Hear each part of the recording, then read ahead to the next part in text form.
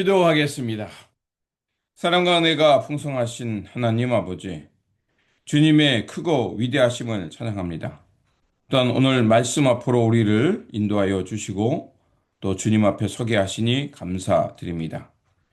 이 시간 역대상 17장의 말씀을 통해 우리를 향한 하나님의 참된 뜻과 신실하신 언약을 깨닫게 하여 주옵소서. 인간의 계획보다 언제나 크고 완전하신 하나님의 주권을 인정하게 하시고 성령님께서 오늘도 우리를 인도하여 주셔서 생명과 진리가 되는 말씀을 듣게 하여 주옵소서. 우리 구주 예수 그리스도 이름으로 기도드립니다. 아멘. 오늘 우리에게 주신 말씀은 역대상 17장 1절에서 14절입니다. 다윗이 그의 궁전에 거주할 때 다윗이 선지자 나단에게 이르되 나는 백향목 궁에 거주하거늘 여호와의 언약궤는 휘장 아래에 있도다. 나단이 다윗에게 아뢰되 하나님이 왕과 함께 계시니 마음에 있는 바를 모두 행하소서. 그 밤에 하나님의 말씀이 나단에게 임하여 이르시되 가서 내 종 다윗에게 말하기를 여호와의 말씀이 너는 내가 거할 집을 건축하지 말라.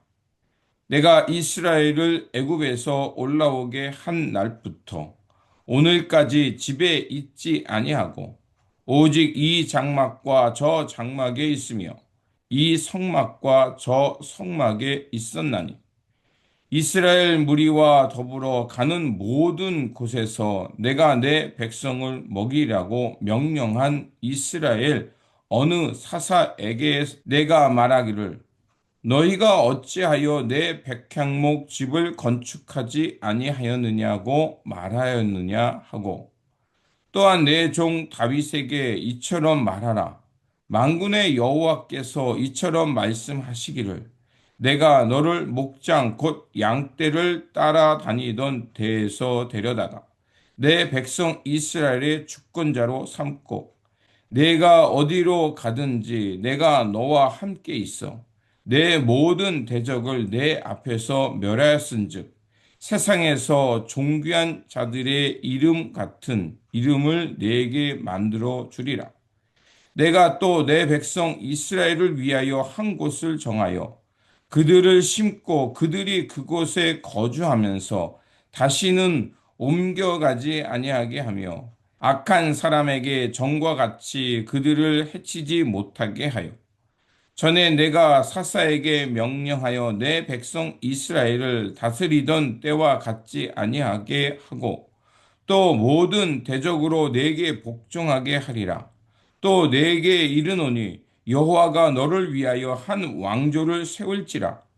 내 생명의 연한이 차서 내가 조상들에게로 돌아가면 내가 내 뒤에 내 씨 곧 내 아들 중 하나를 세우고 그 나라를 견고하게 하리니 그는 나를 위하여 집을 건축할 것이요 나는 그의 왕위를 영원히 견고하게 하리라. 나는 그의 아버지가 되고 그는 나의 아들이 되리니 나의 인자를 그에게서 빼앗지 아니하기를 내가 내 전에 있던 자에게서 빼앗음과 같이 하지 아니할 것이며 내가 영원히 그를 내 집과 내 나라에 세우리니 그의 왕위가 영원히 경고하리라 하셨다 하라. 아멘. 우리는 살아가면서 하나님의 일을 위해 멋진 계획을 세우면 하나님이 그것을 당연히 이루실 거라고 기대합니다. 오늘 본문의 다윗도 그러했습니다. 자신은 화려한 백향목 궁에 살면서 하나님의 언약궤는 휘장 밑에 있는 것이 늘 마음에 걸렸습니다. 그래서 하나님의 성전을 건축하겠다는 아주 거룩한 소원을 품었습니다. 당대 최고의 선지자였던 나단도 하나님이 왕과 함께 계시니 마음에 있는 바를 행하소서라며 적극 찬성했습니다. 모든 것이 완벽해 보였습니다.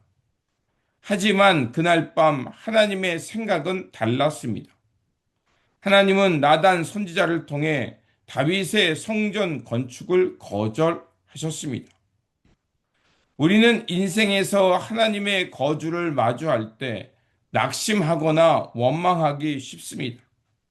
그러나 하나님의 거절은 결코 거부가 아닙니다. 그것은 더 큰 놀라운 축복을 주시기 위한 하나님의 또 다른 방법이었습니다. 오늘 말씀을 통해 다윗의 거부감 속에 담긴 하나님의 진정한 은혜와 축복이 무엇인지 그 은혜를 함께 나누고자 합니다. 첫 번째로 내 계획보다 하나님의 주권이 먼저입니다. 가서 내 종 다윗에게 말하기를 여호와의 말씀이 너는 내가 거할 집을 건축하지 말라라고 4절에서 말씀하셨습니다. 다윗의 성전 건축 계획은 전적으로 선한 의도였습니다. 그러나 하나님은 단호하게 너는 내 집을 건축하지 말라라고 말씀하십니다. 출애굽 때부터 지금까지 하나님은 한 번도 이스라엘 지파에게 왜 나를 위해 백향목 집을 건축하지 아니하였냐고 책망하신 적이 없습니다. 하나님은 인간이 지은 건물 안에 갇혀 계신 분이 아닙니다. 오히려 우주 만물을 통치하시는 주권자이십니다. 하나님의 일은 나의 열정이나 나의 타이밍으로 하는 것이 아니라 하나님의 주권과 하나님의 타이밍에 맞추어 하는 것입니다. 거룩한 비전이라 할지라도 내 뜻을 하나님께 강요하는 것이 아니라 하나님의 멈춤 명령에 순종하는 것이 참된 신앙의 시작입니다. 두 번째로 하나님은 내 육신의 집보다 영원한 영적 가문을 세우십니다. 또 내게 이르노니 여호와가 너를 위하여 한 왕조를 세우리라.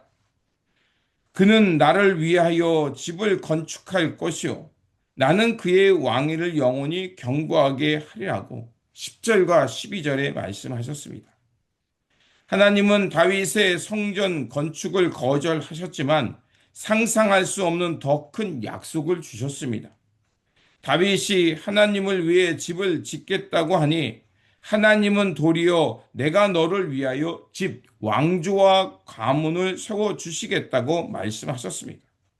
그리고 다윗의 몸에서 날 아들 솔로몬을 통해 성전을 건축하게 하실 것이며 그 왕위를 영원히 경고하게 하시겠다는 약속까지 주셨습니다. 이 약속은 단순히 솔로몬 때에서 끝나는 것이 아니었습니다.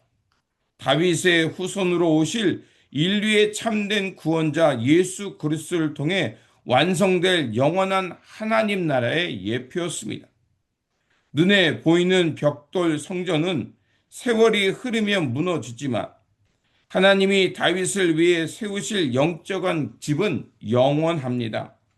이처럼 하나님은 우리의 작은 헌신을 보시고 우리가 계획한 것보다 비교할 수 없는 영원한 가치가 있는 것으로 갚아주시는 분입니다. 세 번째로 참된 믿음은 거절 앞에서도 감사와 찬양으로 엎드리는 것입니다. 16절을 보면 다윗 왕이 여호와 앞에 들어가 앉아서 이르되 여호와 하나님이여 나는 누구오며 내 집은 무엇이기에 나를 이에 이르게 하셨나이까 하며 찬송했습니다. 하나님의 거절과 더 큰 약속을 들은 다윗의 반응은 섭섭하거나 실망하지 않았습니다. 오히려 즉시 하나님 앞에 들어가 무릎 꿇고 감사와 찬양의 기도를 드렸습니다. 자신처럼 미천한 목동을 왕으로 삼아 주신 것도 감사한데 가문의 미래와 영원한 축복까지 약속하신 것에 감격했던 것입니다. 다윗은 기도를 통해 이제 주께서 종의 가문에 복을 주사 주 앞에 영원히 두시기를 기뻐하셨다라고 하나님의 약속을 믿음으로 온전히 받았습니다. 참된 믿음은 내 뜻이 이루어질 때만 감사하는 것이 아닙니다. 내 뜻이 거절당하고 하나님의 뜻이 드러날 때 도리어 그 하나님의 선하심을 신뢰하며 찬양하는 것이 성숙한 믿음인 것입니다. 오늘 우리는 다윗의 선한 소원을 거절하시면서도 오히려 다윗을 위해 영원한 가문과 메시아의 언약을 세워주시는 신실하신 하나님을 보았습니다. 혹시 여러분의 삶 가운데 간절히 기도하고 계획했던 일이 있었지만 그것이 막힌 적은 없습니까? 실망하지 마시기를 바랍니다. 하나님의 거절은 우리를 향한 거부가 아니라 더 좋은 것을 주시기 위한 하나님의 예비하심입니다. 내가 하나님을 위해 무언가를 해드리는 것보다 하나님이 나를 위해 행하시는 은혜가 훨씬 더 큽니다. 그러므로 다윗처럼 내 계획을 내려놓고 하나님의 신실한 약속을 붙잡으면서 날마다 감사와 찬송으로 승리하는 믿음의 사람들이 되시기를 주님의 이름으로 축원드립니다. 기도하겠습니다. 전능하신 하나님 아버지, 오늘 다윗의 고백과 하나님의 신실한 언약을 통해 큰 위로와 도전을 받게 하시니 감사합니다. 때로 내 생각과 내 뜻대로 일이 풀리지 않아 낙심하거나 좌절하지 않게 하옵소서.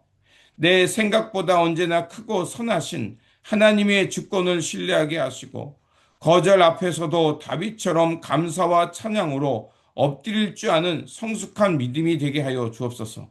우리의 삶을 통해 더 큰 하나님의 영광을 드러나게 하시고 우리의 삶을 견고히 성숙하게 세워 주시옵소서. 우리 구주 예수 그리스도의 이름으로 기도드립니다. 아멘.